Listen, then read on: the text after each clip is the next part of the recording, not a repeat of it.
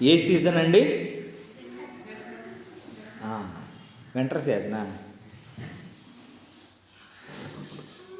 ఇదే season Christmas season. Christmas season అంటే చాలామందికి యేసుప్రభు పుట్టాడు అని అనుకుంటారు. యేసుప్రభు దేవుడికి పుట్టుగా చావు ఉంటుందేంటి? టుడే వెస్టర్డే ఫర్ ఎవర్, నిన్న నేడు నిరంతరం ఒకలాగా ఉంటాడు ఆయన. యేసుప్రభు ట్రాన్స్ఫర్ అయ్యాడు పరలోకం నుంచి భూలోకానికి. కనుక క్రిస్మస్ సీజన్ అంటే ఆయన ఆరాధించడానికి మనం అందరం వచ్చాము. కనుక మరి క్రిస్మస్ సంబంధించినటువంటి కొన్ని మాటలు ఆ రోజే కాకుండా ఇదంతా సీజన్ కనుక కొన్ని విషయాలు అంటే లోతైన ప్రవచనాలు మనం గుర్తు చేసుకోవాలి. యేసు ప్రభు పశువుల పాకలో పుట్టాడు, యేసు ప్రభు గొల్లలు వచ్చారు, జ్ఞానులు వచ్చారు, ఇంక మనం అక్కడే ఉండకూడదు. కొంచెం దాన్ని డెప్త్గా ఎవరు ఏం మాట్లాడారో తెలుసుకోవాలి. మనకు ఆ క్రిస్మస్ అంటే అందరికీ అలవాటు ఏంటంటే స్టార్ వచ్చింది,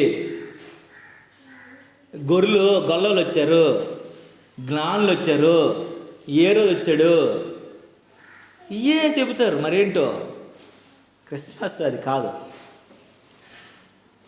ఈ గొల్లలు రావడం, జ్ఞానులు రావడం, అందరూ వచ్చేది అది వాస్తవమే. కానీ క్రిస్మస్ అంటే దాని ద్వారా నువ్వేం నేర్చుకున్నావు? నీ జీవితంలో ఆ సెలబ్రేషన్ ఎలా ఉంది? అసలు యేసుప్రభు ఎందుకు ఇక్కడికి రావడానికి గల కారణం ఏంటి?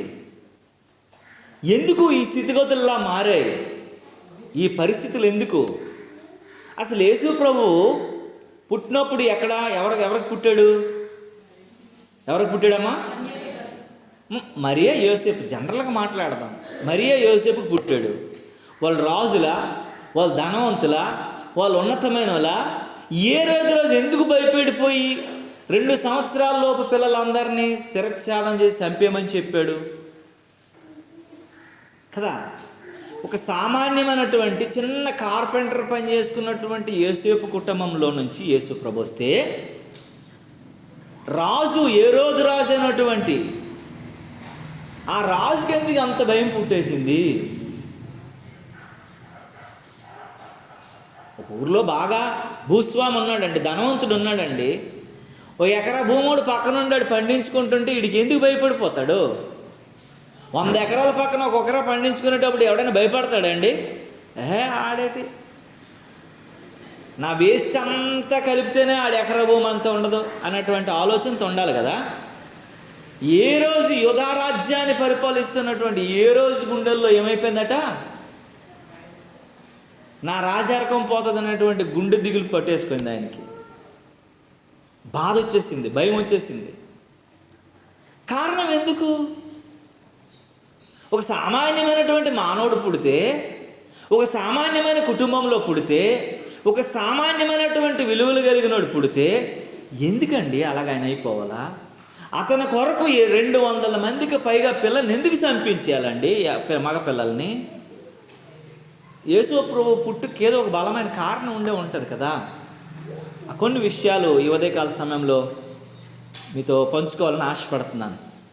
డానియేలు గ్రంథం 2వ అధ్యాయము 44వ వచనం. అందరు బైబిల్ తీసి చదివితే మంచిది, అందరు చూస్తే మంచిది. ఎందుకనంటే దేవుని వాక్యము ఎక్కడ ఏముందో మనందరికీ తెలియాలా. దేవుని నామానికి మహిమ కలుగును గాక. ఇందులో బ్యాటరీలు వేసారమ్మా? కొత్త వేశారా? హల్లెలూయా. అది స్టూల్ కొంచెం అటు జరుపు.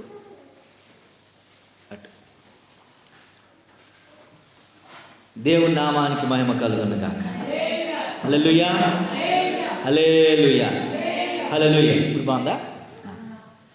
దేవుని సన్నిధిలో దేవుని బిడ్డలంగా దేవుని కృపలో ఈ విషయాన్ని మనం జ్ఞాపకం చేసుకుందాం. త్వరగా చదవండి పిల్లరా. ఆ రాజుల కాలంలో పరలోకమందున్న దేవుడు ఒక రాజ్యమును స్థాపించెను, దానికెన్నటికి నాశనము కలుగదు. ఆ రాజ్యము దానికి పొందిన వారికి గాక మరెవరికి చెందదు. ఒక్క నిమిషం కంటిన్యూషన్ చదవదాం. ఆ రాజుల కాలములో, నా మాట చాలా జాగ్రత్తగా వినాలా, అంటే ముందు ఎవరో రాజులు ఉన్నారు.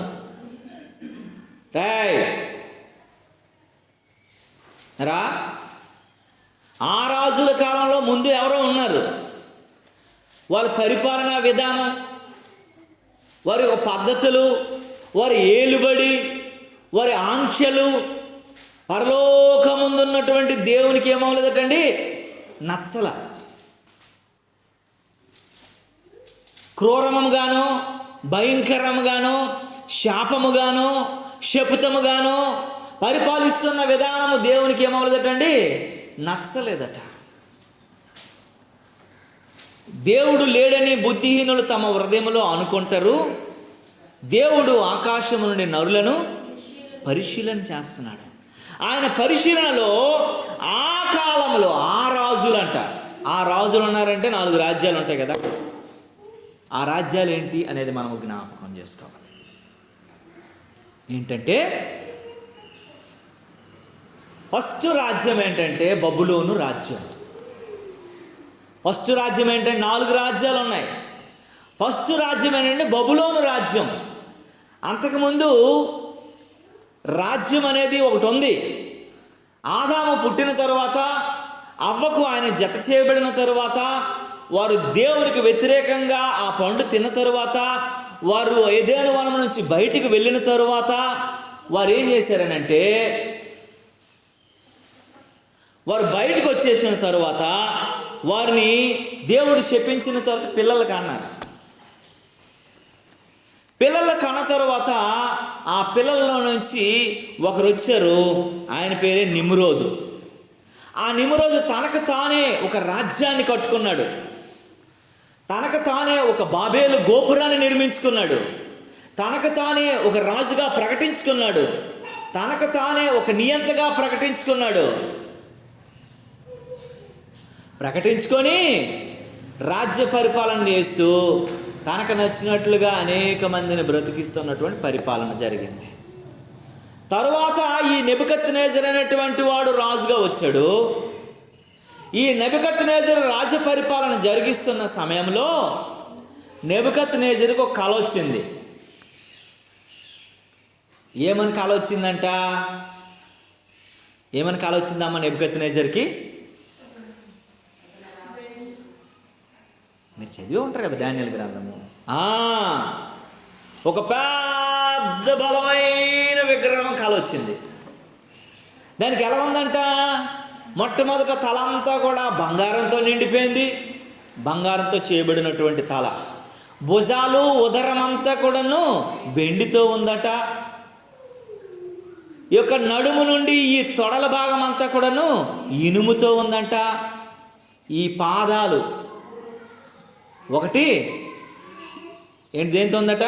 సారీ ఇది బంగారంతో ఉంది, ఇది వెండితో ఉంది, ఇది ఇత్తడితో ఉంది, కిందది ఇనుమును మట్టితో చేయబడింది. ఈ యొక్క 5 భాగాలు, 5 లోహాలకు గల కారణం 4 రాజ్యాలు ఉన్నాయి. అప్పటికి 4 రాజులు. మొట్టమొదటి రాజు ఎవడంటే నెబుకద్నెజరు అనబడినటువంటి రాజు. దేన్ని పరిపాలిస్తున్నాడు అమ్మా? బబులోను పరిపాలిస్తున్నాడు. రెండవ రాజు ఎవడంటే ఈ 2 రాజ్యాలు కలిసి పరిపాలిస్తున్నారు. మాదేయ, పారసీక రాజులు. వాళ్ళిద్దరూ కలిపి పరిపాలన చేశారు. వాళ్ళు ఎలాంటోళ్ళంట, ఈ బబులోను రాజు బంగారంతో తన నిండి వాడితే, ఈ రెండవ రాజు అయినటువంటి వాడు మాదేయ సామ్రాజ్యం కలిగినాడు, పారసీక సామ్రాజ్యం కలిగినాడు. వాడికంటే కొంచెం గట్టివాడు ఎవడంటే వెండితో నింపబడినటువంటి వాడు. బంగారం, ఒరిజినల్ బంగారం ఎలా ఉంటుందంటే గట్టిగా ఉండదండి. అందుకే అందులో ఏం కలుపుతారు? మీరు బిస్కెట్ బంగారం మెత్తగానే ఉంటుంది. బంగారం ప్యూర్ 24 క్యారెట్ బంగారం మనకు ఉండదు. అందులో కొంత కలుపుతారు. దాన్ని మనము అందుకే 916 అంటాము. 916 అంటే 90.1 1/6% గోల్డ్ ఉంటే మిగతాదంతా కూడాను ఏం కలుపుతారు, దాని ఏదో అంటారు, అది కలుపుతారనమాట. కాసు కలుపుతారు. కనుక ప్యూర్ గోల్డ్ అనేది ఆర్నమెంట్ చేయరు. ఆర్నమెంట్ గోల్డ్ వేరు, బిస్కెట్ బంగారం వేరు. ఆర్నమెంట్ గోల్డ్కి ప్యూరిటీ ఉండదు, కొంత తగ్గు ఉంటుంది. కానీ బిస్కెట్ బంగారం మాత్రము ప్యూరిటీ ఉంటుంది.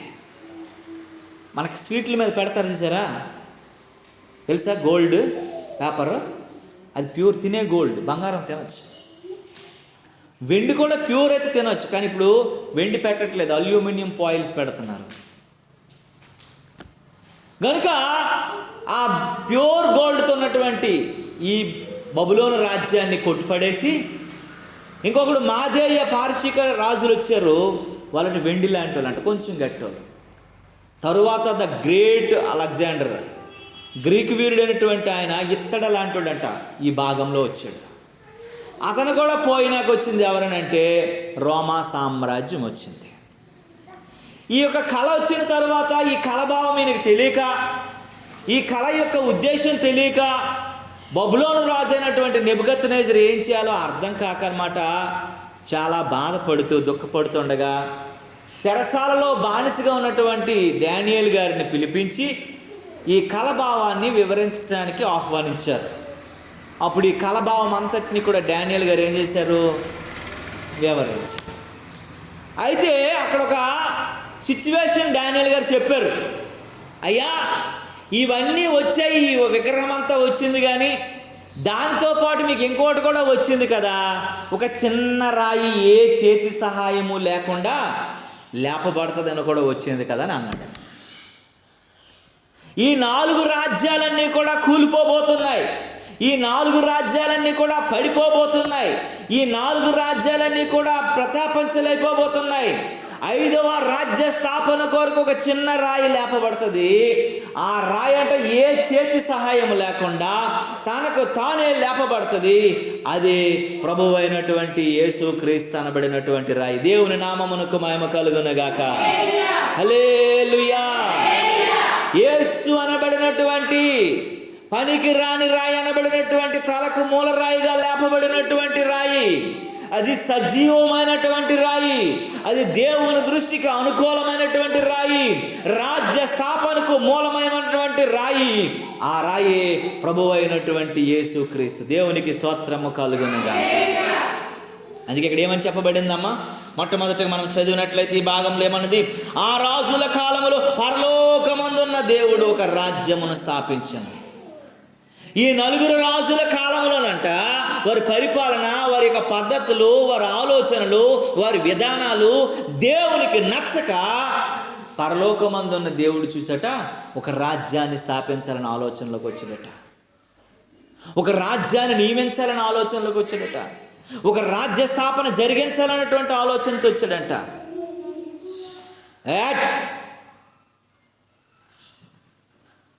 పుట్టి పెరిగి రాజులయ్యేటి సహజము, రాజుగానే ఉదయించినాడు చిత్రము. పుట్టి పెరిగి రాజులయ్యేది సహజము, రాజుగానే ఉదయించినాడు చిత్రము. పరలోకానందము చేసితివి త్యాగము, పరలోకానందము చేసితివి త్యాగము. పశుల పాకలు పుట్టినావు స్తోత్రము, పశుల పాకలు పుట్టినావు స్తోత్రము. శిరము వంచెను సర్వలోకం యేసుదేవాని ముందు, సంతసించెను ప్రతి హృదయం, సంతసించెను ప్రతి హృదయం. రక్షకని జన్మయందు, రక్షకని జన్మయందు శిరము వంచెను సర్వలోకం యేసుదేవాని ముందు. దేవుని నామానికి మహిమ కలుగునుగాక. ఆ రాజుల కాలము సరిగా లేనందున దేవుడంట పరలోకము నుంచి ఒక రాజ్యాన్ని స్థాపించాలని, అది శాంతి రాజ్యాన్ని స్థాపించాలని, అది అనేక మందిని మేలుకరమైనటువంటి రాజ్యాన్ని స్థాపించాలని, శిక్షకును నరకానికి తప్పించగలిగిన రాజ్యమును స్థాపించాలని, నిట్టూర్పును కన్నిటిని తుడిచే రాజ్యాన్ని స్థాపించాలని, ఏడ్పులు అంగలార్పుల నుంచి విడిపించే రాజ్యాన్ని స్థాపించాలని, బేదరికము అనారోగ్యము నుంచి తప్పించగలిగిన శాంతి సమాధానపు రాజ్యాన్ని స్థాపించాలన్నట. పరలోకము నుండి దేవుడంట ఒక రాజ్యాన్ని స్థాపించాలనే ఆలోచన కలిగి ఉన్నాడట. ఒక మాటలో చెప్పాలంటే జోక్యం చేసుకున్నాడంట, ఇంటర్ఫీర్ అయ్యాడంట ఆయన.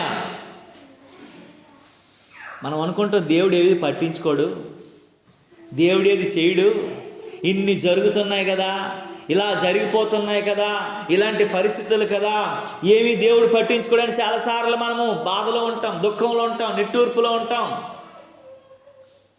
దేవుడు చూచేవాడని మనం మరిచిపోతూ ఉంటాం, దేవుడు గమనించేవాడని మరిచిపోతాం, దేవుడు గుర్తెరిగేవాడని మరిచిపోతాం, దేవుడు ఆలోచించేవాడని మరిచిపోతాం, దేవుడు చూస్తున్నాడని మరిచిపోతాం. ప్రియులారా, 4 రాజ్యాలు చేస్తున్నటువంటి పరిస్థితులన్నీ దేవుడు చూచి,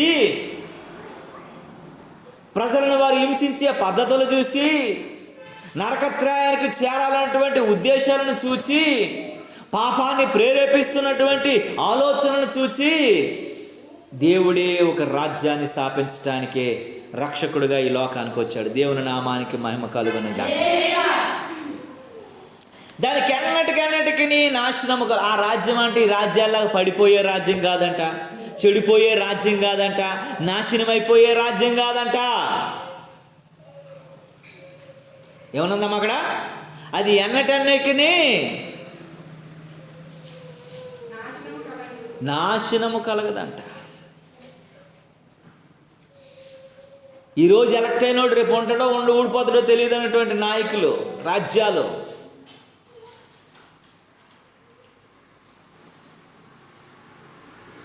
ఎనటంటికి ఎప్పుడు నాశనము కలిగిన రాజ్యము, పాడైపోయినటువంటి రాజ్యము ఎప్పుడు ఉన్నదండి. యేసు ప్రభువుని అత్తమ్మ యేసు ప్రభుని తీసేయాలని, యేసు ప్రభు ఉండకూడదని, అసలు యేసు ప్రభు ఉచ్చరించకూడదని చాలా చాలా చాలా చాలా చాలా ప్రణాళికలు చాలా జరిగాయి. ఏం జరగట్లా. ఈ మధ్య మీకు ఒక విషయం తెలుసా? ఒక అగ్రిమెంట్ రాయాలన్నా, ఒక చెక్ బుక్ రాయాలన్నా క్రీస్తు పూర్వము, క్రీస్తు శకము. అది కొంతమంది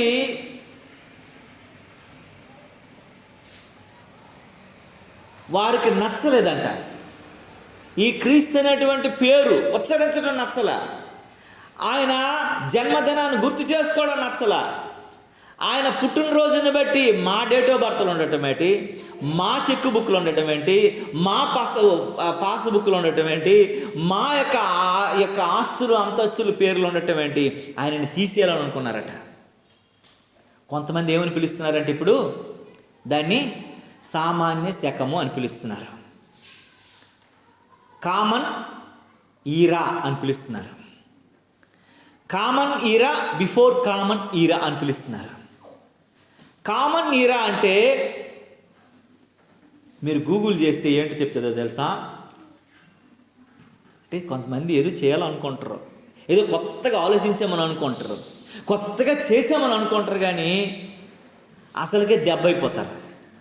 దేవుడు ఒకసారి ఏదైనా రాశాడంటే, ఒక శాసనం విడుదల చేసాడంటే, ఒక ఉద్దేశాన్ని విడుదల చేసాడంటే దాన్ని ఎవడు మార్చలేడండి. ఆ క్రీస్తు శకమైనటువంటి పేరుని తొలగించడం కోసము, సామాన్య శకమని పెట్టడం కోసము చాలా ప్రయత్నాలు చేస్తే, ఇంతకీ కామన్ ఈరా అంటే అర్థం ఏంటో తెలుసా అండి? ఎవరిని ఒక వ్యక్తి ఒక ఇంటర్వ్యూలో అడిగితే, ఒక చిన్న పిల్లోడు ఒక వ్యక్తిని అడిగితే ఆ ఇంటర్వ్యూలో చెప్పినటువంటి మాట ఏంటో తెలుసా అండి? సార్, ఇప్పుడు కామన్ ఈరా అన్నటువంటి దాంతో, బిఫోర్ కామన్ ఇయర్ అన్నటువంటి దాంతో పిలువబడుతుంటారు కదా, అసలు బిఫోర్ కామన్ ఈరా అంటే అర్థం ఏంటి? ఏయ్, ఆ గుంటను బయట తోసి.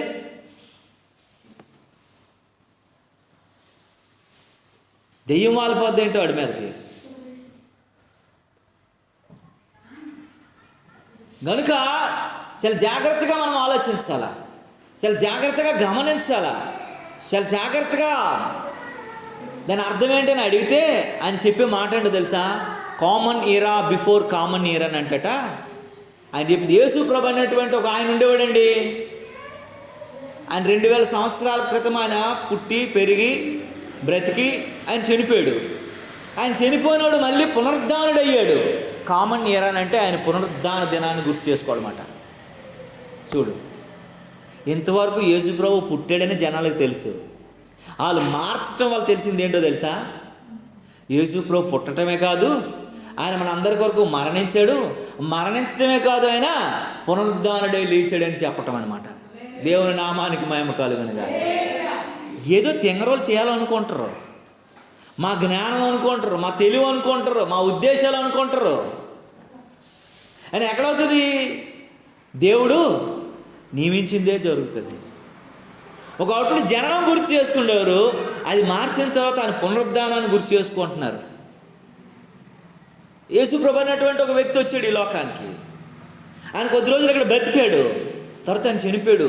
అందరు చనిపోయినట్లు కాదు, ఆయన చనిపోయిన తర్వాత మళ్ళీ 3 దినాలు ఉండి మళ్ళీ పునరుద్ధానుడై లేచాడు. అందుకే ఆ కామన్ ఈరా అనేటువంటిది వచ్చింది అని అన్నాడట. ఇప్పుడు బిఫోర్ కామన్ ఇయర్ అంటే యేసు ప్రభు పునరుద్ధానానికి ముందు, యేసు ప్రభు పునరుద్ధానాన్ని తరువాత అని చెప్తున్నారు. ఇప్పుడు మరి యేసు ప్రభు ఎక్కడ పోయాడు? తీసేయగలిగాడా? ఆయన లేకుండా చేయగలిగాడా? ఆయన లేకుండా అనగలిగారా? అనలేరండి. ప్రతినిత్యం ప్రతిరోజు గుర్తు చేసుకోవాలి, తప్పదు. ఈ శాంతి రాజ్యాన్ని స్థాపించడంలో అది ఎప్పుడూ నాశనం కలిగేది కాదట. అయితే ఇక్కడ మనం ఒకటి గుర్తు చేసుకోవాలా, ఆ రాజ్యమును దాన్ని పొందిన వానికి అది మరి అందరికి మరి ఎవ్వరికి చెందదట. ఆ రాజ్యము దానిని పొందిన వారికే తప్ప మరెవరికి చెందదు. ఈ క్రిస్మస్ అంటే ఏంటంటే దేవుడు ఒక శాంతి రాజ్యాన్ని స్థాపించాడు. ఆ రాజ్యంలో నీవు నేను పొందిన వారికి మాత్రమే చెందుతుంది, అందరికీ దొరకదు. అది మనం ఇప్పుడు మాట్లాడుకోవాల్సింది. అది పొందిన వారుగా మనం ఉన్నామా? పొందిన వారుగా లేకపోతే అది మనకి చెందదు. మనం దానికి చెందేవారంగా ఉండము. ఎందుకంటే దేవుని వాక్యం చెబుతుంది, దేవుడు మాట్లాడుతున్నాడు. దేవుడు చెబుతున్నటువంటి మాటలు ఏంటో తెలుసా ప్రియులారా? దేవుని రాజ్యము, దేవుని పేరు, దేవుని లేకుండా వాళ్ళని ఒక వేళ్లతో పెకలించాలనేటువంటి ఉద్దేశాలు కలిగి ఉన్నప్పటికీ కూడా దేవుడి స్థిరస్థాయి ఎవడు నాశనం చేయాలని, అది నాశనం కాకుండా నిలవబడి ఉన్నది. అయితే అది పొందిన వారికే అది చెందుతుంది దేవుని వాక్యం చెప్తుంది. అక్కడ ఏమని రాసిందమ్మా? అక్కడ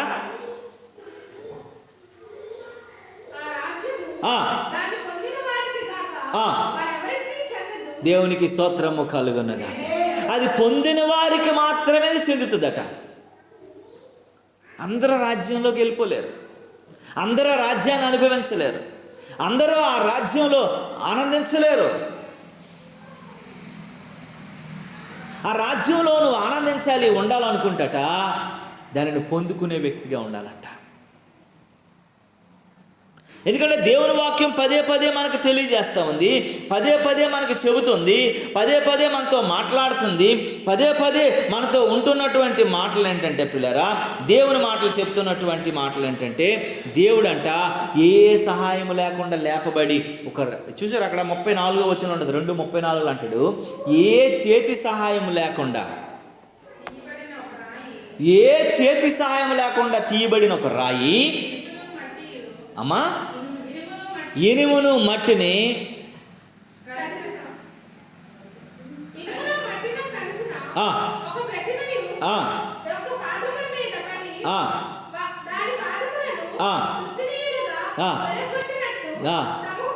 దేవునికి స్తోత్రం. ఇది ఎవరు చెప్తున్నారు? నెబుకద్నెజరు వచ్చిన కళని దానియేలు వివరిస్తున్నారు. అయితే మొత్తమట ఏంటట, ఒక చిన్న రాయి లేచిందంట. ఆ రాయి ఏం చేస్తుందటండి, పాదాల మీద పడి ఏం చేస్తుంది, తుత్తినీలుగా ముక్కలుగా కొట్టి పడేస్తుంది అన్ని రాజ్యాలను కూడా. దేవుని దృష్టికి అనుకూలం లేనివన్నిటిని కొట్టి పడేస్తుంది. ఆ శాంతి రాజ్య స్థాపనలో దేవునికి వ్యతిరేకంగా ఉన్నవన్నీ పడగొట్టేస్తూ ఉంది.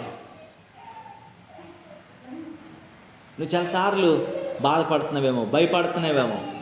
అయ్యో ఏంటి నా పరిస్థితి, ఏంటి నా జీవితం, ఏంటి నా విధానం, నేను ఎక్కడున్నాను, నా పరిస్థితి ఏంటి అని నువ్వు అనుకుంటున్నావేమో. అణచబడినటువంటి పరిస్థితులు ఉన్నావేమో. దేవుడి ఉదయకాల సమయంలో తెలియజేస్తున్నాడు, నీ కొరకు లేపబడినటువంటి యేసయ్య అనేకమైనటువంటి నీకు వ్యతిరేకంగా పనిచేస్తున్నటువంటి, నీకు ఎదుర్కోవడానికి పనిచేస్తున్నటువంటి ప్రతి దానిని కూడాట పాదముల నుండి తుత్తినీలుగా చితక్కొట్టి నడినెత్తు వరకు కూడా భూమట్టం చేయడానికి యేసయ్య లోకానికి వచ్చాడని జ్ఞాపకం చేసుకోవాలి. దేవుని నామానికి మహిమ కలుగును. ఎలాంటి రాజ్యాలు నీ ముందు నిలవబడినా, ఎలాంటి రాజులు నీ ముందు నిలవబడినా, ఎలాంటి అధికారులు నీ ముందు నిలవబడినా, ఎలాంటి వారినైనా సరే నీ ముందు ఉంచగలుగుతాడు దేవుడు. యేసయ్య దేవునికి స్తోత్రమని నిన్ను నువ్వు అనుకొని సాక్ష్యం చెప్పగలిగిన వ్యక్తిగా నిన్ను నిలవబెడతాడు. దేవుని నామానికి మహిమ కలుగును. అదండి, ఆ రాజ్యంలో నిన్ను ఉంచాలని, ఆ రాజ్యంలో నేను చెందాలని, ఆ రాజ్యానికి నువ్వు వారసురాలుగా కావాలన్నట యేసయ్య ఈ లోకంలోనికి వచ్చాడంట. దేవుని నామానికి మహిమ కలుగును. హల్లెలూయా. యెషయా గ్రంథం 9:6 అంటాడు, యాలయనగా మనకు శిశువు పుట్టెను, మనకు కుమారుడు అనుగ్రహించబడెను, ఆయన భుజముల పైన రాజ్యభారం ఉన్నదంట. ఆయన భుజముల మీద ఏముందటమ్మా, రాజ్యభారం ఉంది. తర్వాత అంటాడు, ఆయన ఆలోచనకు ఆశ్చర్యకరుడు, ఆలోచనకర్త, నిత్యుడగు తండ్రి, సమాధానకర్తయగు అధిపతి అని ఆయనకి పేర్లు గలవని. ఆయన భుజముల పైన ఈ రాజ్యాన్ని నియమించబోతున్నాడే, ఆ భారం అంతా ఆయన మీద వేసుకొని ఆ రాజ్యంలో, ఆ రాజ్యానికి చెందిన వ్యక్తిగా, నువ్వు పొందుకుంటే చెందిన వ్యక్తిగా ఆ రాజ్య పరిపాలనని ఉంచాలనేటువంటి ఉద్దేశంతో దేవుడు ఉన్నాడు. దేవుని నామానికి మహిమ కలుగును గాక. ఈరోజు నువ్వు ఆ రాజ్యంలో ఉండడానికి ఇష్టపడుతున్నావా? మత్తయి సువార్తలో ఏ రోజు ఆ మాట వినగానే ఆయనకు నచ్చలేదండి. జ్ఞానులు చెప్పగానే తిన్నగా రాజు దగ్గరికి వెళ్ళారు. ఎవరు? జ్ఞానులు, తూర్పు దేశపు జ్ఞానులు. 2వ అధ్యాయం 2వ వచనంలో ఉంటుంది. చెప్తూ ఏమని చెప్పాలా? మామూలుగా అయితే ఒక నక్షత్రాన్ని మేము చూసుకొని వచ్చామండి, ఆ నక్షత్రపు ఆనవాళ్ళు ఎలా ఉన్నాయండి, మీ దేశం చూపిస్తుందండి, ఇక్కడ ఎవరైనా ఒక వ్యక్తి పుడితే ఆ వ్యక్తి మాకు కావాలని అడగాలి కదా. వాళ్ళు అలాగ అడగలేదు. అక్కడ ఏమని అడిగారమ్మా? 2:2 అది వచ్చిన వెంటనే గన్ షూట్లా బుల్లెట్స్ పెట్టినట్లు ఎవరికి ఏ రోజు దగ్గరికి వెళ్ళిపోయి యూదులు, నేను రాజు, నా రాజ్యంలోకి వచ్చి, నా అధికారంలోకి వచ్చి, నా సామ్రాజ్యంలోకి వచ్చి ఏమడుగుతున్నారా మీరు? యూదుల రాజుగా పుట్టినవాడు, మరి నేనెవడిని? రాజుకు బుర్ర పని చేయట్లే, మరి నేనెవడిని? 7 అడుగుల ఆజానుభావుడిని నేను ఇక్కడ ఉన్నాను, నన్ను పట్టించుకోవట్లేదు.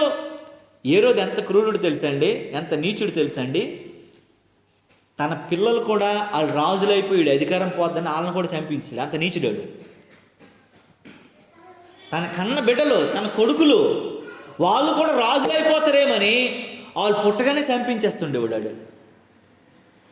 అంత క్రూరుడు. యేసు ప్రభు రాజు అంటే ఎలబడ్డదాడిది ఊరుకుంటాడండి?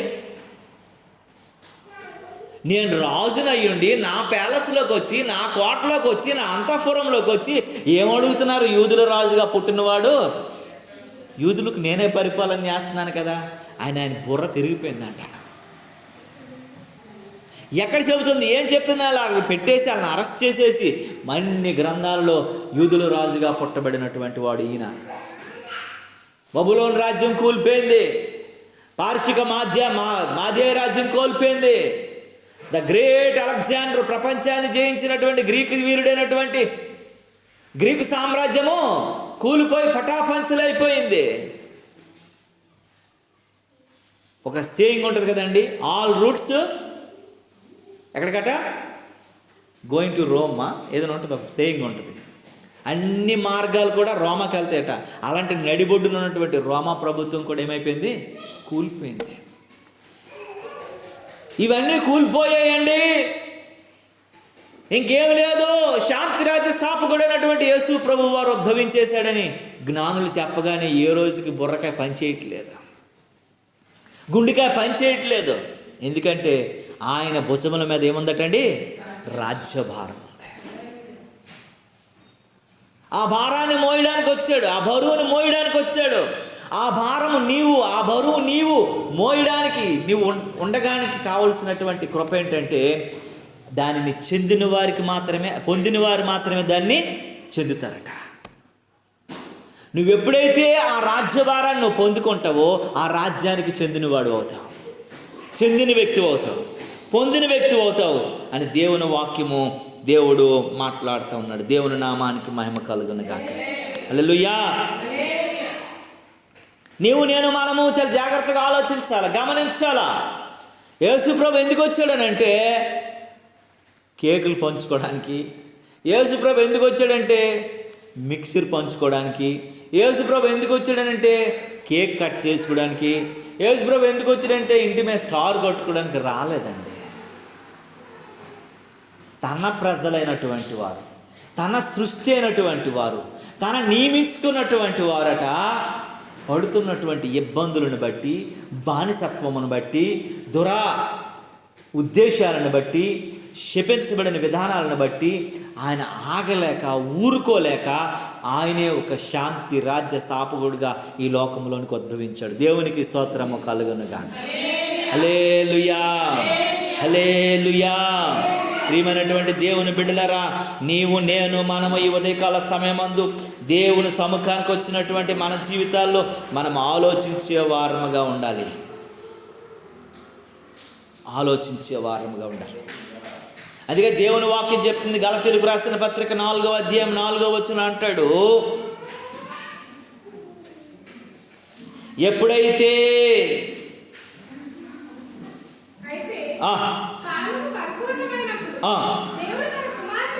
చూడండి, అదేంటండి ఎప్పుడు రాలేదు, ఇన్ని సంవత్సరాలు అయిపోయింది ఏంటండి, సృష్టి ఏర్పడి ఇన్ని సంవత్సరాలు అయిపోయింది కదా. ఆదాము తర్వాత ఎవరు వచ్చారు, మోషే, నోవా వచ్చాడు, నోవా తర్వాత మోషే వచ్చాడు, మోషే తర్వాత అబ్రహాం వచ్చాడు, అబ్రహాం తర్వాత యాకోబు వచ్చాడు, యాకోబు తర్వాత ఇస్సాకు వచ్చాడు, ఇస్సాకు తర్వాత యేసుప్రభు వచ్చాడు, దావీదు వచ్చాడు, దావీదు తర్వాత యేసుప్రభు వచ్చాడు కదండి. ఇన్ని రోజులు కాలము పరిపూర్ణం కావాలా, ఆయన రావడానికి ఏం కావాలండి, కాలము పరిపూర్ణం కావాలా, అవ్వాలా, సమయం రావాలా. అందుకే అని అంటాడు, ఎప్పుడైతే ఆ కాలము పరిపూర్ణమైందో అప్పుడే తన కుమారుని లోకానికి దేవుడు ఏం చేసినట్టండి, పంపించాడు. ఎప్పుడైతే ఆ కాలం వచ్చిందో, ఆ సమయం వచ్చిందో, ఆ సమయంలో సమయోచితమైన సహాయం కొరకు మనల్ని రక్షించడానికి, భక్షిస్తున్న ప్రజల మధ్యలో నుంచి మనల్ని విడిపించడానికి, నరకత్రాయానికి జోగిపోతున్న మనల్ని రక్షించడానికి, పరలోక పట్టణం అనబడినటువంటి ఆ అత్యున్నతమైనటువంటి ఆ బంగారు వీధుల్లోనికి మనల్ని నడిపించడానికి ఈ లోకంలో కాలము పరిపూర్ణమైనప్పుడు ఈ లోకంలోనికి వచ్చాడంట. అందుకే మార్కు కూడా రాస్తాడు, 1:15 ఒక మాట అంటాడు మార్కు కూడాను, ఇప్పుడు కాలము సంపూర్ణమై ఉన్నది. దేనికైనా ఏమై ఉండాలంటే కాలము సంపూర్ణమై ఉండాలి. బ్యాంకులో మనము ఫిక్స్డ్ డిపాజిట్ చేసుకున్నామంటే ఎప్పుడే కావాలంటే అప్పుడు ఇచ్చిరాలి. ఆ కాలం ఏమవ్వాలండి, సంపూర్ణం. ఒక పాలసీ, ఏదైనా ఇన్సూరెన్స్ పాలసీ తీసుకున్నాం అనుకోండి, దాని కాలం ఏమవ్వాలా, సంపూర్ణం అవ్వాలా.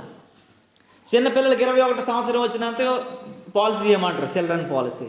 వాళ్ళు 21 ఇయర్స్ వరకు ఎవరు వాళ్ళు అప్పుడు ఇస్తారు వాళ్ళు. దాని కాలం ఏమవ్వాలా, సంపూర్ణం అవ్వాలా. యేసు ప్రభువు రావడానికి కూడాను ఆ కాలము సంపూర్ణమైంది కాబట్టి 2025 సంవత్సరాల క్రితం ఈ లోకానికి ఆయన వచ్చాడు. దేవుని నామానికి మహిమ కలుగునుగాక. ఈరోజు నీవు నేను మనము మన జీవితాల్లో ఆ ఆనందంలో, ఆ రాజ్యములో, ఆయన పరిపాలన చేయబోతున్న 1000 ఏండ్ల పరిపాలనలో నీవు నేను ఉండటానికి పొందిన వారమైతేనే చెందుతాం, లేకపోతే మనం చెందాం. ధనవంతుడు ప్రభువుని నమ్ముకున్నాడే కానీ దానిని పొందలేదు కాబట్టి దేవుని రాజ్యానికి ఏమవలేదైనా చెందలేదు. దేనికి చెందాడు? నరకానికి చెందాడు. నువ్వు పొందకపోతే చెందవు. యేసవు దానిని పొందలేదు కాబట్టి ఆ జ్యేష్ఠత్వాన్ని చెందలేకపోయాడు. కయ్యేను దాన్ని పొందలేదు కాబట్టి దేవుని కృపను పొందలేకపోయాడు. నీవు నేను మనం ఎలా ఉన్నాం ఒక్కసారి మనం జ్ఞాపకం చేసుకోవాల్సిన వారమై ఉన్నాం. నువ్వు పొందితేనే నువ్వు చెందుకుంటావు అని దేవుని వాక్యం హెచ్చరిస్తూ ఉంది. మన ఎడలట ప్రత్యక్షము కాబోతున్నటువంటి మహిమ ఎదుట ఇప్పుడు చాలా శ్రమలు వచ్చాయి, బాధలు వచ్చాయి, ఇరుకులు వచ్చాయి, ఇబ్బందులు వచ్చాయి. ఎప్పుడంటే ఆ శాంతి రాజ్యంలోకి నేను వెళ్తానన్నటువంటి ఆశతో ఉన్నటువంటి నీకోసం దేవుడు ఇంకో మాట రోమా పత్రికలో నుంచి దేవుడు అపోస్తలుడైన పౌలుతో మాట్లాడుతున్న మాట 8:18 అంటాడు, మన ఎడల ప్రత్యక్షము కాబోయే యొక్క మహిమ ఎదుట ఇప్పటి కాలపు శ్రమలు ఎన్నదే. ఒక ప్రత్యక్షం కాబోతున్నటువంటి ఒక మహిమ ఉంది. నువ్వెప్పుడైతే అది పొందుకుంటావో ఆ మహిమను నువ్వు చెందుకుంటావు, అనుభవిస్తావు.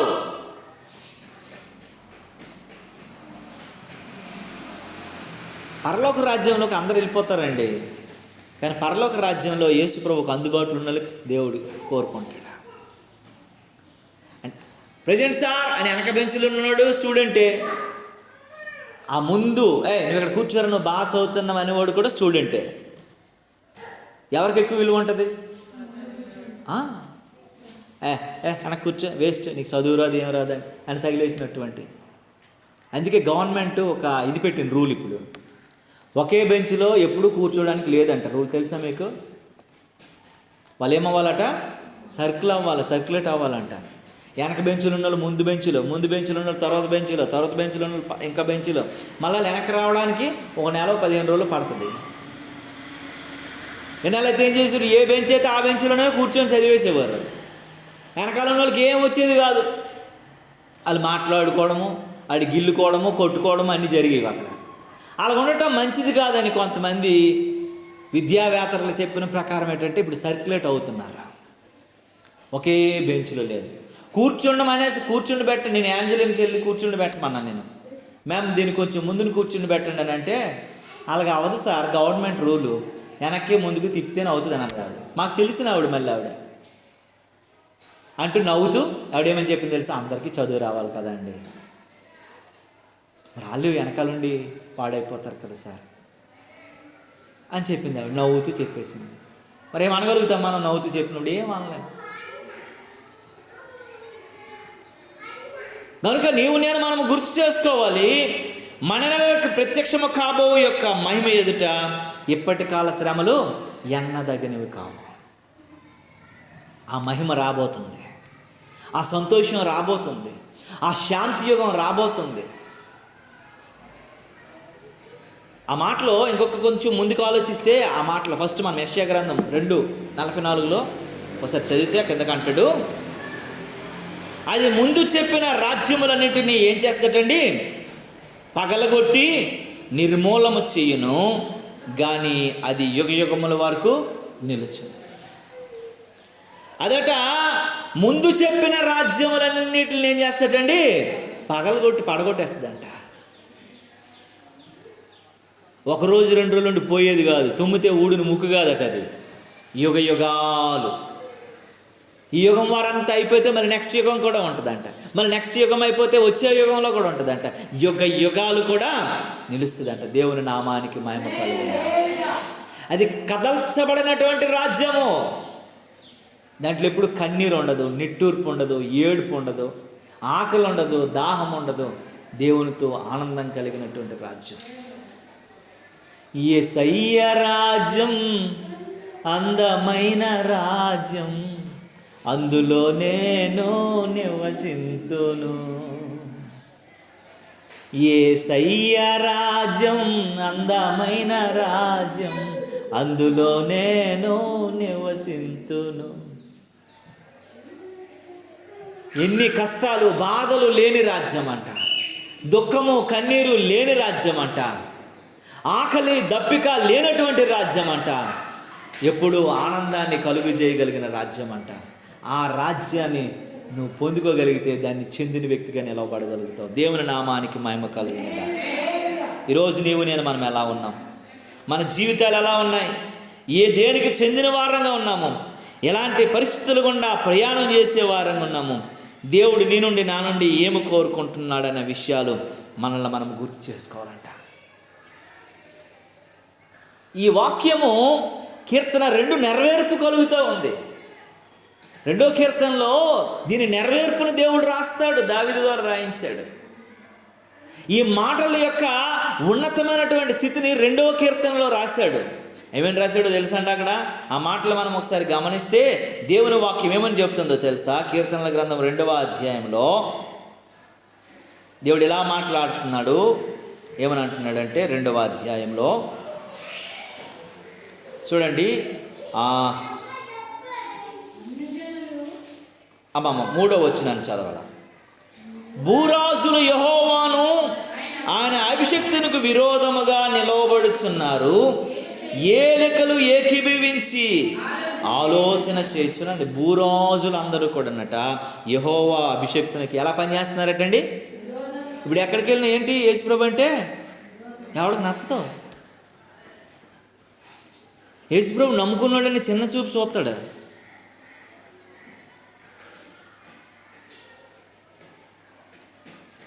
ఒక క్లబ్కి నేను వెళ్తాను, ఆఫీసర్స్ క్లబ్ అది అంతాను. అక్కడ మేము సెటిల్ బ్యాడ్మింటన్ ఆడతాం. ఆ యేసుప్రభుని నమ్ముకున్న వాళ్ళకి 2 ఉన్నారు. వాళ్ళ అలవాట్లను బట్టు, వాళ్ళ యొక్క నడవడికని బట్టు, వాళ్ళ మాట తీరుని బట్టు వాళ్ళు చాలా తక్కువగా చూస్తారు వాళ్ళని. వాళ్ళు ఆఫీసర్స్, రైల్వేలో వాళ్ళు ఆఫీసర్స్, గ్రేడ్ 1 ఆఫీసర్స్. వాళ్ళు డివిజనల్ ఇంజనీర్స్. వాళ్ళకి చాలా పేరు, చాలా జీతం, పెద్ద క్వార్టర్ అన్నీ ఉన్నాయి. వాళ్ళకి చాలా భయపడతారు అందరూ. కానీ మిగతా ఆఫీసర్స్ వాళ్ళని కొంచెం తక్కువగా చూస్తారు. నేను వెళ్ళిన తర్వాత నాతో వాళ్ళు మాట్లాడుతూ ఉంటారు. నేను ఎలా సమాధానం చెప్తుంటానంటే ఆ సమాధానానికి వాళ్ళు ఎలాగైపోతారంటే మరి సమాధానం ఉండదు. నన్ను అడిగారు, నువ్వు యేసుప్రభు ఎందుకు నమ్మావని అడిగారు నాకు. యేసుప్రభు నమ్మడానికి 3 కారణాలు ఉన్నాయని నేను చెప్పాను. ఎందుకనంటే దుష్ట శిక్షణ, శిష్ట రక్షణ అన్నారు. దుష్టుల్ని మంచి వాళ్ళనట రక్షిస్తారట, చెడ్డోళ్ళని శిక్షిస్తారట. నాకు ఆ మాట నచ్చలేదు అన్నాను నేను. ఎందుకనంటే చెడ్డోడిని ఎవడైనా శిక్షిస్తాడు. అది కొత్తగా చెప్పుకోవడానికి ఏముంది? దానికి దేవుడు కావాల్సిన అవసరం ఏముంది? దానికి గొప్పోడు కావాల్సిన అవసరం ఏముంది? చెడ్డోడిని మీరు అరెస్ట్ చేసి కొట్టరాడిని, సాగొట్టరా, చిత్త కొట్టరా? అవసరమైతే ఏం చేస్తారు? కాల్చిపడి ఎన్కౌంటర్ చేసారా? అడిగి బిర్యానీ పెడతారా తెచ్చి? మంచివాడికి సన్మానం, అది ఎక్కడే జరుగుతుంది కదా. కానీ యేసుప్రభు అలా కాదు. నశించిన దానిని వెదకి రక్షించుటకు క్రీస్తు యేసు ఈ లోకానికి వచ్చాను. నేను ఈ మాట చదివాను, ఆ మాట చదివాను. నాకు అనిపించింది, నువ్వు ఈ పరిస్థితిలో ఉండి ఏది ఎన్నుకుంటామని అడిగాను నేను వాళ్ళకి. వాళ్ళతోటి నేను చెప్పించాను, అదే ఎన్నుకుంటాం. నువ్వేంటి, నువ్వు చెడ్డోడు మంచోడు అని అడిగాను నేను. ఈ రోజుల్లో ఎవడు మంచోడు అలాగనక, నువ్వు మంచోడు చెడ్డోడు అందరిని వేసేసి అందులో నువ్వు కలిపేవద్దు. మంచోళ్ళు ఉంటారు. నువ్వు త్రాగుతావు, నేను త్రాగను. నువ్వు తిడతావు, నేను తిట్టను. ఎప్పుడైనా ఇక్కడ వేరేగా నేను మాట్లాడడం చూసావా? నేను బూతులాడడం చూసావా? నేను ఏదైనా చెప్పడం చూసావా? నువ్వు మాట్లాడుతున్నావు. ఎన్నిసార్లు అలా మాట్లాడావు? మరి నీకు నాకు కొంత తేడా ఏంటి అని నేను అడిగితే సవండలేదు. అలా 3 క్వశ్చన్స్కి ఆన్సర్ చెప్పాను. 3టికి ఆన్సర్ అయిన లేదు. అందుకే నేను యేసుప్రభువుని తెలుసుకున్నాను.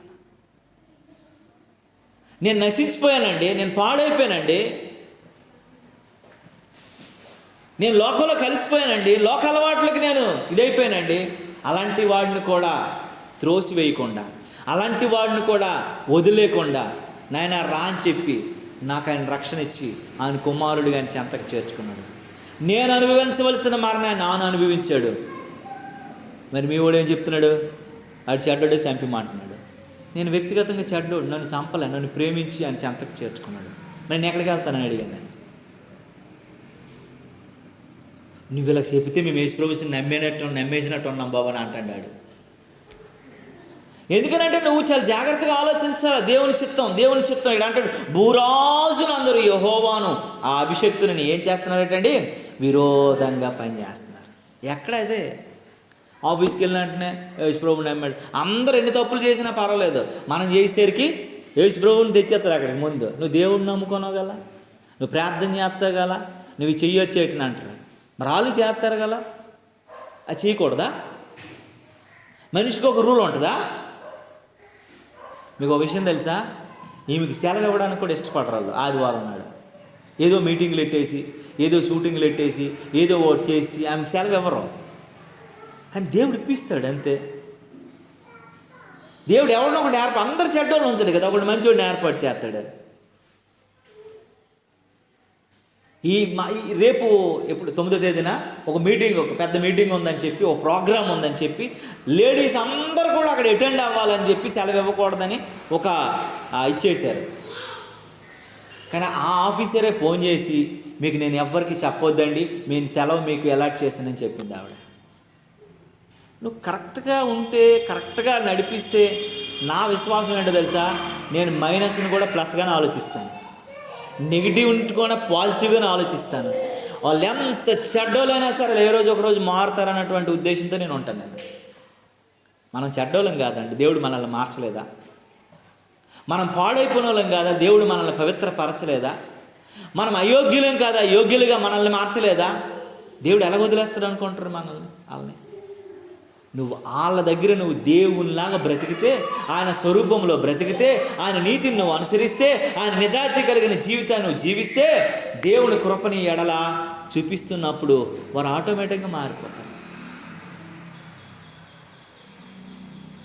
నేను క్రైస్తవుడినే, నేను ఆటకి వెళ్ళకపోతే, ఆ క్లబ్కి వెళ్ళకపోతే నాకు 100 ఫోన్లు వస్తాయి, ఉదయం రా అని చెప్పేసి. ఎందుకో తెలుసా, నేను వచ్చి నువ్వు ఏదైనా మంచి మాటలు చెప్తావయ్యా, భలే అనిపిస్తుంది అంటే అందులోకి మేము రాలేం, కానీ ఆ మాటలు మాత్రం మాకు చాలా ఇంపాక్ట్ అవుతాయి మా మీద అని చెప్తాను. వాళ్ళు చాలా ఇంపాక్ట్ అవుతుంటాయి. మీరు నమ్ముతారా, ఈరోజు ఒక టిఫిన్ అక్కడ ఏర్పాటు చేశారు. నేను ఎవరిని అక్కడ ఆఫీసర్ని కాదు, వాళ్ళకి సంబంధించినోడిని కాదు, రైల్వేలో ఒక చిన్న ఉద్యోగస్తుని కూడా నేను కాదు. నాకు ఆయన ఫోన్ చేసి, ఆ డివిజనల్ ఆఫీసర్స్ ఇద్దరు, నీకోసం టిఫిన్ ఉంచాను రావయ్య అని చెప్పేసి పిలిచి నాకు టిఫిన్ పెట్టించి, నేను తిన్నంత వరకు వాళ్ళే ప్లేట్ కడిగి నేను అది తెచ్చి నాకు ఇచ్చి నేను తిన్నంత వరకు ఉన్నారు. ఇంటి దగ్గర కారులో డ్రాప్ చేసేస్తామన్నారు వాళ్ళు. అంటే మనల్ని ప్రేమించడం, మనల్ని అసహించుకుంటున్నారని అంటే ఏదో మనలో లోపం ఉంది. మనం అది సరి చేసుకుంటే చాలు, దేవుడు మనల్ని ఉన్నతంగా నడిపిస్తాడు. ఏదో ఒకటి ఉండాలి మనలో, ఏదో ఒక మార్పు చెందాలి మనం, ఏదో ఒక పరివర్తనలోకి రావాలి మనం, ఏదో ఒక ప్రత్యేకమైన జీవితంలోకి వెళ్ళాలి మనం. అందుకే దేవుడట ఒక ప్రత్యేకమైనటువంటి రాజ్యాన్ని స్థాపించడం కొరకు ధనవంతుడైన వాడు మన కోసమే దరిద్రునిగా పశుల పాకలోన పుట్టెను, భయమేల దిగులేల ఓ నేస్తమా, దయగల యేసయ్యను చేరుము నేడే. ధనవంతుడైన తాను దరిద్రుడిగా ఎందుకు పుట్టాడండి? మీ దేవుడు ఎందుకండి పశువుల పాకలో పుట్టాడు, హాస్పిటల్లో పుట్టవచ్చు కదా అని అడిగాడు ఒక ఆయన. పశువుల పాకలో ఉన్న వాళ్ళని కూడా రక్షించాలంటే ఆ డౌన్ టు ఎర్త్లోనికి వస్తేనే.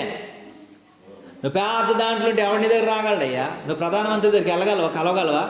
మన ప్రధానమంత్రే కదా, షేక్ హ్యాండ్ ఇవ్వగలవా? బోల్డ్ అండ్ సెక్యూరిటీ ఉంటుంది.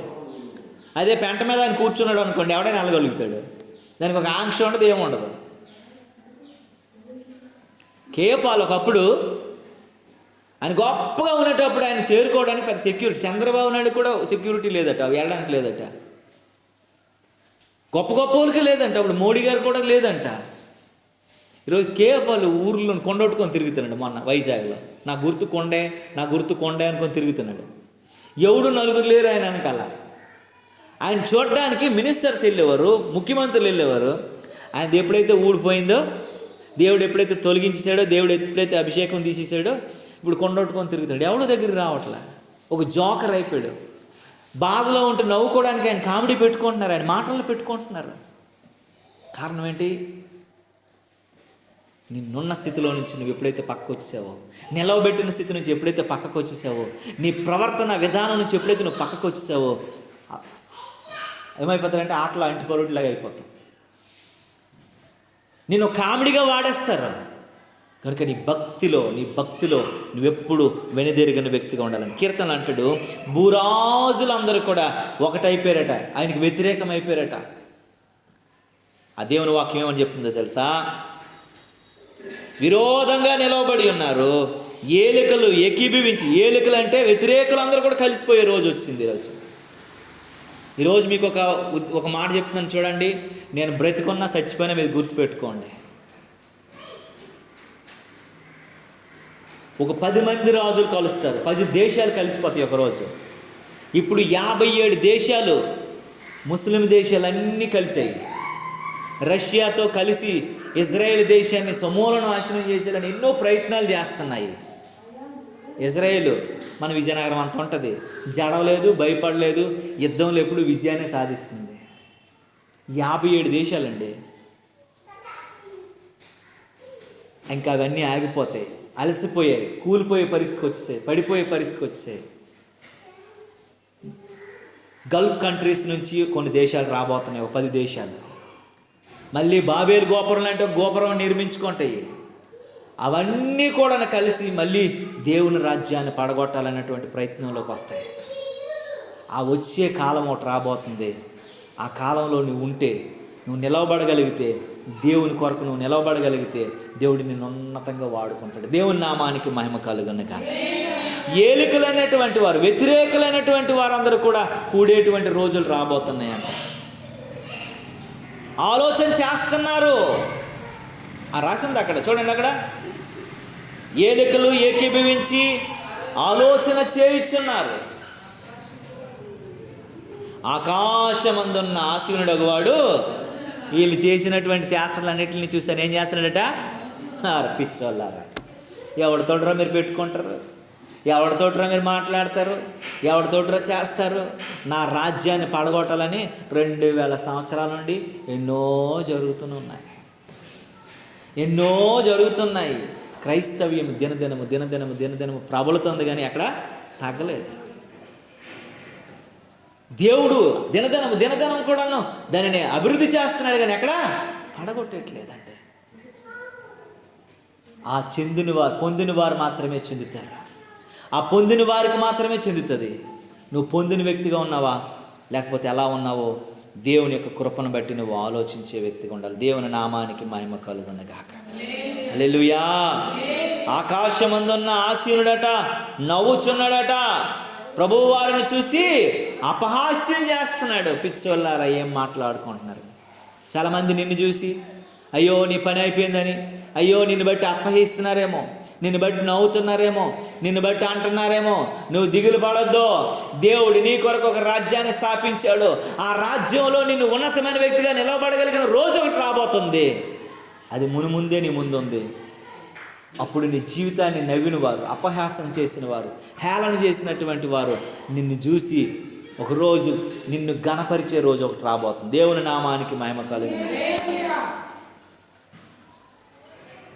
నీ కష్టం పోయిందా, నీ డబ్బు పోయిందా, నీ ఆస్తి పోయిందా, నీ అంతస్తు పోయిందా, నీవన్నిటిని దేవుడు యోబుకు అనుగ్రహించినట్లుగా మరన్ని యోబుకు 2 రెట్లు అనుగ్రహిస్తే నీకు 10 రెట్లు దేవుడు అనుగ్రహించడానికి సిద్ధపడదు. దేవుని నామానికి మహిమ కలుగునుగా. ఒకడు 1000 మందిని తరుమగా, ఇద్దరు 10,000 మందిని. నిన్ను 10 రెట్లుగా దేవుడు దీవించబోతున్నాడు. నీకు అది అర్థం కావట్లేదు. యేసుప్రభు ఎందుకు వచ్చాడండి? వసూలుపాకలో పడి కేక్ మొక్క కోసం రాలేదు. యేసు ప్రభు వారు నీవు అంతకంతకు దిగజారుతున్న పరిస్థితుల నుండి నిన్ను లేవనెత్తి నిలవబెట్టి అనేక మందికి ఆదర్శంగా ఆశీర్వాదంగా ఉండడానికి నిన్ను దేవుడి లోకానికి వచ్చాడు. దేవుని నామానికి మహిమ కలుగును గాక. నేను ఎక్కడికి వెళ్ళినా ఒక మాట చెప్తాను. చాలామంది ఏమని చెప్తారో తెలుసండి? నన్ను ఆశీర్వదించు ప్రభువా అని ప్రార్థన చేస్తారు. నన్ను ఆశీర్వదకరంగా ఉంచు ప్రభువా అని ఎప్పుడు ప్రార్థన చేయరు. ఈ మాట మీకు అర్థమైందా? నువ్వు ఆశీర్వాదంగా ఉండటం అది నీకు మాత్రమే. నువ్వెక్కడికి వెళ్ళినా ఆశీర్వాదకరంగా ఉండటం అది అందరికీ మాత్రం. మనం ఎక్కడికి వెళ్ళినా వారికి దీవెనకరంగా ఉండాలి. అనేక మందికి ఆశీర్వాదకరంగా ఉండాలి. నువ్వు ఆ స్థలంలో అడుగు పెట్టగానే ఆ ప్రాంతం అంతా ఆశీర్వాదకరంగా ఉండాలి. అంతగా దేవుడు నిన్ను దీవించడానికి ఈ లోకానికి వచ్చాడు. దేవుని నామానికి మహిమ కలుగును. ఇంతవరకు నువ్వు ఆశీర్వాదంగానే ఉన్నావు, కానీ ఆశీర్వాదకరంగా మారే అనుభవంలోనికి నువ్వు రావాలా. అందుకే అన్ని రాజ్యాలని నేలమట్టం చేసి దేవుడంట, పరలోకమందున్న దేవుడట ఒక రాజ్యాన్ని స్థాపించబోతున్నాడు. ఆ రాజ్యంలో నిన్నే రాజుగా, ఆయన ప్రిన్స్గా, ఆయన కుమారుడిగా ఆయన నిలవబెట్టుకునే దినాల మధ్యలోకి మనం వచ్చామని గుర్తు చేసుకోవాలి. దేవుని నామానికి మహిమ కలుగును గాక. ప్రియ దేవుని బిడ్డ, నువ్వు ఎలా ఉన్నావు? నీ ఆత్మీయ జీవితం ఎలా ఉంది? నీ పరిస్థితి ఎలా ఉంది? నీ జీవన విధానం ఎలా ఉంది? ఒక్కసారి జ్ఞాపకం చేసుకో. ఒక్క మాట చెప్పి మనం గెలుచుకుందాం. ప్రకటన గ్రంథం 1వ అధ్యాయం 7వ వచనంలో దేవుని వాక్యం చెప్తుంది. ప్రకటన గ్రంథం 1వ అధ్యాయం 7వ వచనంలో దేవుని వాక్యం చెప్తుంది, ఆయన మేఘార్హుడై వచ్చుచున్నాడు. ఆయన మేఘార్హుడై వచ్చుచున్నాడు. ప్రతి నేత్రము ఆయనను చూచును. ఆయనను చూచిన వారు, దేవుని నామానికి మహిమ కలుగును గాక. హల్లెలూయా, హల్లెలూయా. దేవుని వాక్యం ఏం చెప్తుందో తెలుసా అండి? దేవుని వాక్యం ఏం మాట్లాడుతుందో తెలుసా అండి? ఆయన మేఘారుడై వచ్చుచున్నాడు. ప్రతి నేత్రము ఆయనను చూచును. ఆయన్ని పొడిచినటువంటి వారు చూచుదరని రాస్తూ భూజనులందరూ ఆయనను చూచి రొమ్ము కొట్టుకుందరు. లబోదిబోం అని అంటారు. ఆయన చూచి లబోదిబోం అని అంటారు. అనువారు ఎవరనంటే ఆ రాజ్యమునకు ముందుగా, దానిని పొందిన వారికి ముందుగా చెందిన వారు చూసి. జరా ఆ లబోదిబోం అనేటువంటి వారు, గుండెలు బాదుకునేవారు ఎవరో తెలుసా అండి? పొందిన వారిని చూసి, ఆయనకి చెందిన వారిని చూసి, అయ్యో మీరు వెళ్ళిపోతున్నారా, అయ్యో మీరు ఇలా ఉన్నారా, అయ్యో మీరు దీవించబడ్డారా, అయ్యో మీరు ఇలాంతగా ఆశీర్వదించబడ్డారనట గుండెలు బాదుకునేటువంటి రోజు రాబోతుందట. దేవునికి స్తోత్రం కలుగును గాక. ఒకప్పుడు మాకంటే దీనంగా ఉండేవారే, మాకంటే తక్కువగా ఉండేవారే, మాకంటే ఆశీర్వాదం లేని వారుగా ఉండేవారే, మాకంటే శపితమైన వారుగా ఉండేవారే. ఈరోజు ఏంటి దీవించబడ్డారు, ఈరోజు ఏంటి హెచ్చించబడ్డారు, ఈరోజు ఏంటి గొప్పగా ఘనంగా చేయబడ్డారు అనేటువంటి సాక్ష్యాలను మనం వినబోయే రోజులు రాబోతున్నాయి. దేవునికి స్తోత్రం కలుగును గాక. అది ఎవరి కోసం అంటే పొందిన వారు, అనగా పొందిన దానిని చెందిన వారికి చూచి అట వారందరూ ఏం చేస్తారటండి? గుండెలు బాదుకునేటువంటి రోజు రాబోతుంది. నిన్ను చూసి గుండెలు బాదుకునే రోజు రాబోతుంది. నిన్ను చూసి ఏడ్చే రోజు రాబోతుంది. జనాలకి నిన్ను చూసి ఇలాగ అయిపోయేంటనేటువంటి ఆశ్చర్యపడగలిగిన రోజు రాబోతుంది. అలాంటి దినాలను దేవుడు మనకి ఇవ్వటం కొరకే యేసయ్య ఈ లోకానికి ఒక చిన్న రాయిగా, ఏ చేతి సహాయం లేకుండా ఈ లోకానికి వచ్చి ఆయన రాజ్యాన్ని నియమిస్తూ ఉన్నాడు. దేవుని నామానికి మహిమ కలుగును. ప్రియ దేవుని బిడ్డ, ఆయన రాజ్యంలో నువ్వు ఉండాలనుకుంటున్నావా? ఆయన రాజ్య వారసుడిగా నువ్వు మెలగాలనుకుంటున్నావా?